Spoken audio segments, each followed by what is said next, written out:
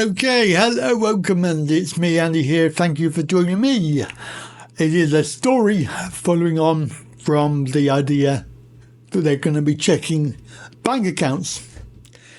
In that bill that's going through Parliament, they want to add on checks from airlines. Obviously, it's not confirmed and it's not seriously something that we need to worry about yet. I need to first of all clarify, if you're on benefits and you want to go abroad, you can go abroad on holiday.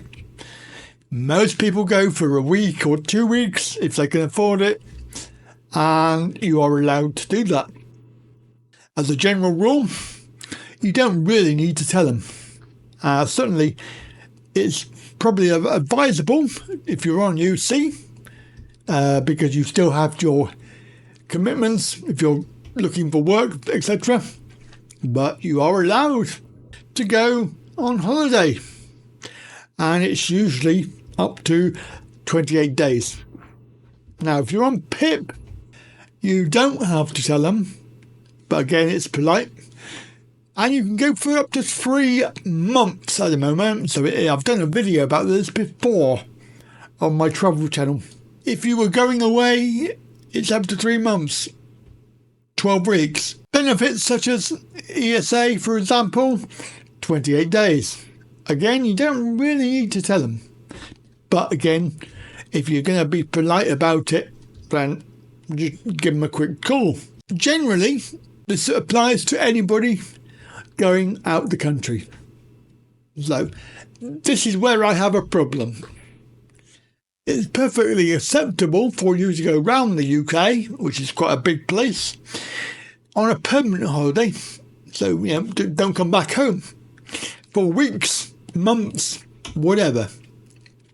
It's a holiday, you're going around the country. There's no rule. Obviously, if you're on UC and you're supposed to be job seeking, then fair enough. There probably is a little bit of a restriction. However, you don't have to tell them, and you don't have to tell them how long it's for. But you can do it. And this is a problem for me because I think it's just wrong. What is the difference between a holiday forever, or weeks or months or whatever, in the UK and going abroad for a holiday? It's a holiday. So what is the difference? I don't know. Maybe somebody can explain it to me.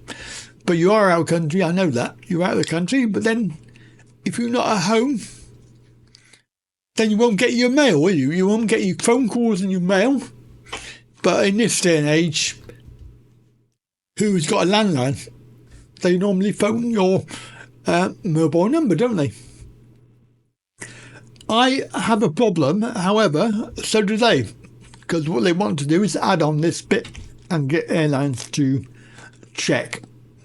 Now, this story was in 2 locations, so it fairly is, I wouldn't say true, but it's fairly sort of going to be the way that they're thinking.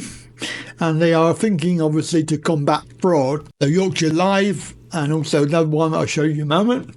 But DWP are adding this into the combat fraud going through Parliament. So they are set to consult with airlines to check if bank accounts claimants are taking holidays under newly proposed fraud powers. The Lieutenant will provide an update on these new measures. The bill will update the DWP information gathering powers for investigating fraud. At the moment, we only have the power to require information from only a limited list of third parties.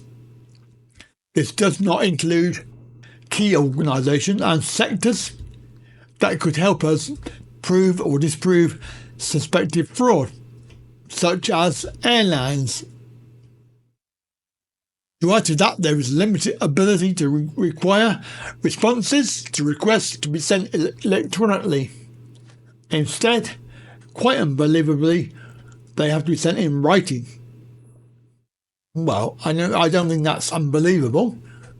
I think that's pretty good. The limitation on our powers completely undermines how the changes in the bill are long overdue, and the lack of action by previous government. Again, let's blame the Tories. The bill widens who the DWP can compel information from. Interesting. And they want it done by digital means only, because it will be quicker. As introducing a new system to verify the eligibility of benefit claimants, which will require banks and other financial institutions to provide data.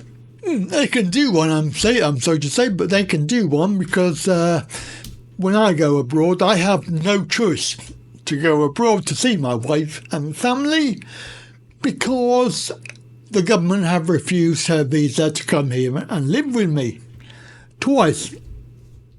So if they won't let her come here, I have to go there.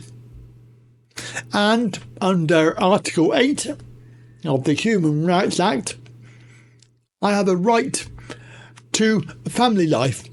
And while she's there and I'm here, I have no family life.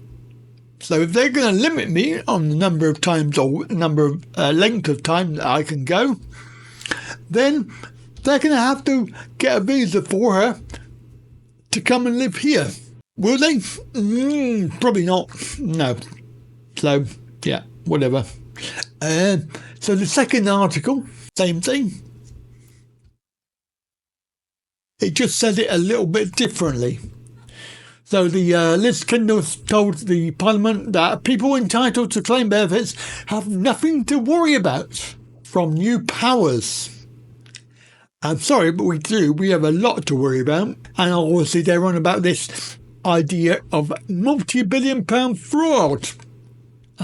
I'd like to know what multi-billion-pound fraud they're on about when they give away billions of pounds. Liz Kendall assuring MPs over the scope of the new bill, the Public Authorities Fraud, Error and Recovery Bill, and it could be determined that they are snooping. The bill seeks to allow them to recover money directly from bank accounts without having to get any legal recourse to warrants or whatever.